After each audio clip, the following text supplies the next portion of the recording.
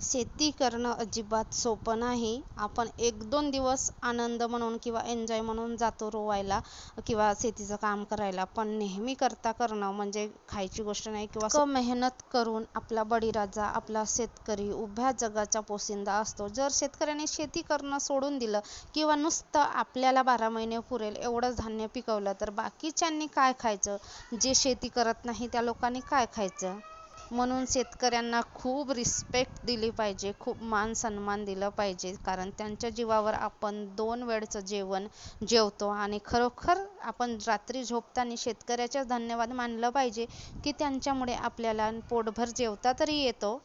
जरी आपण पैशाने घेत असलं ते अन्न, पण ते अन्न पिकवायला, त्या रुजवायला त्याला किती कष्ट करावे लागतात, किती मेहनत करावी लागते आणि आपण तरीसुद्धा आपला शेतमाल शेतकरी बाजारामध्ये आणतो. त्यावेळेस 1-1 रुपयासाठी